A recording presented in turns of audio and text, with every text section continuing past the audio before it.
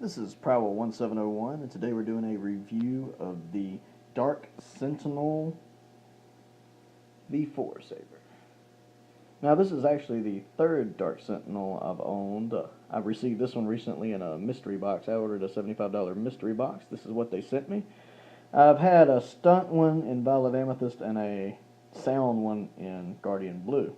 But this is the first one I've owned without the windows, because there is an option of whether or not you want to get windows here or not. And I'm going to be honest, I think it looks better without them. My other two had them, and I ended up selling the other two sabers. The Dark Sentinel's a cool hilt, but it just really, I don't know, I just ended up selling them. They just wasn't doing it for me enough to keep. But I gotta admit, this one's really growing on me. Much like the Dark Apprentice LD they sent me as my last raffle prize. This one's really growing on me. At first I was a little disappointed about it, but I'm actually really enjoying it. It is a solid hilt. It's always been a solid hilt. But I definitely like it better without the windows. It's got these really nice choke points, which are great for gripping. Has a standard switch, but I love the fact they put that little red sticker on there instead of the little silver one they normally put. I love it when they use like a red one or a blue one. I got a Dominic's V3 back in like 2013 as a raffle prize with a blue one, and I think this one will contrast with it really well.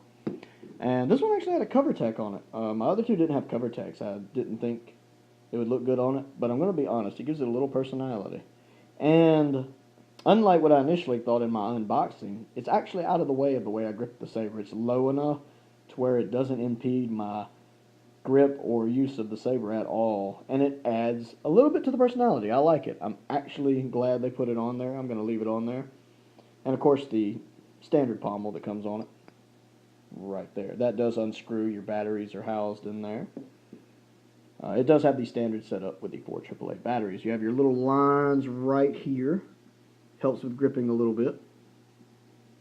Where it narrows right here. And of course the two grooves here. It has a 32-inch blade on it. Round tip. I much prefer a 32-inch blade over a 36. A 32-inch blade is better for my size. I'm about 5'6" and generally weigh around 130 or so pounds. And I find a 32-inch is just better for me. It came in fire orange. And I like fire orange. It's not a color that really jumps out and grabs me like, say, the blues or the greens or the reds. But I like it. It's good to have at least one saber in orange. And at this point, I'd sold most of all of my orange-bladed sabers. So I'm really enjoying having another one. And I actually do think it goes really well with this hilt. Kind of gives it a Halloween look. And Halloween's my favorite holiday, so that's pretty cool. And I've really been enjoying my time with it. I've been spinning it a little bit. I find that for the Dark Sentinel, I actually prefer a stunt saber. I don't know why, but having owned 2 stunt ones now and a sound one, I prefer it in stunt. I think it feels a little lighter, and it's just more comfortable that way to me, and it's much easier for me to actually spin it. For some reason, when I'm actually twirling and spinning these, when I'm doing it, say, for exercise or just for practice, I prefer to use the stunt saber anyway. I can really get caught up in the flow of what I'm doing better. And I really, really like the fact that this is a stunt saber over a sound saber for that purpose. And the saber looks really, really good. For comparison, here it is with a Dominic's V3. And that is the Dominic's V3 with the blue switch. The red one. I like that. It gives it a little personality. Let you see how they compare to each other.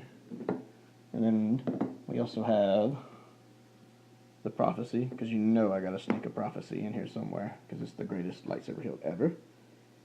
And a little longer than the Prophecy. And one of the reasons I sold my other Sentinels was because they're very similar to the Prophecy, aside from the emitter, to me, the way the choke points are, except for the Prophecy is shorter, and for my smaller size, it's just better. So I figured why have Sentinels when I already have Prophecies. I have 3 Prophecy sabers.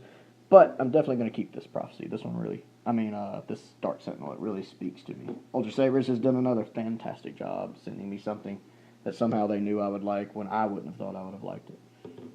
And here it is with the Bellicose. And you can see the Bellicose is definitely much bigger. Oh, need to charge those batteries. There we go.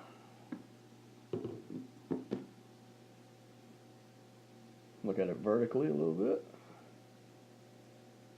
Yeah, they did a good job sending me this one. Let's have a look and see how it looks in hand.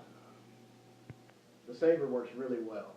I tend to grip it almost instinctively when I get a new saber. I pretty much find where I like to grip it almost instantly. It's just instinctive where I like to hold a saber.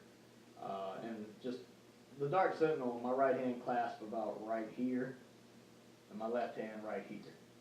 Using the top choke point with the upper part of my right hand and the lower choke point with the upper part of my left hand. I can't talk tonight, it's really late. And that actually works really well for me.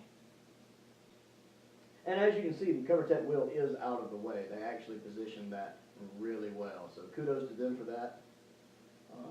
This saber is long enough that that's a really good spot to put that where it's at least out of my way. Somebody with bigger hands might have trouble with it. And again, of all three of the Dark Sentinels I've had, it's easily my favorite one. It's actually definitely a keeper because my thoughts on the Dark Sentinel had been it was a nice hilt, but not one I felt I needed to own. That's why I'd sold my other two. But this one's a keeper. I think not having the windows on it for me personally I like better. That's definitely a subjective thing, but I just think it looks better without them.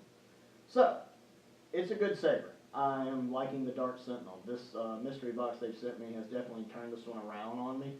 I mean, it still doesn't rank as high as like my Graphics, my Bellicose, my Prophecy. I will do a comparison video probably between it and its little brother, the Apprentice, and maybe comparing it with the Dominic's V4 since they both came out around the same time. But this one definitely stands up well, and I have a little more respect for the Dark Sentinel now than I did before. It's definitely good for spinning. Most of Ultra Sabers, when it comes to spinning, their premium sabers, a lot of them are not as good for that. The Bellicose can be used really well, but some of them, like definitely the Graphics and the Chosen One, not good for dueling with, not good for spinning. But they're more basic hilts, like the Eon, the Dominic's, the Sentinel. Those sabers are actually really good for dueling and spinning with. The more basic it is, generally, the better it is for use. The V2s, the V3s, and the V4s are all really good for spinning and dueling.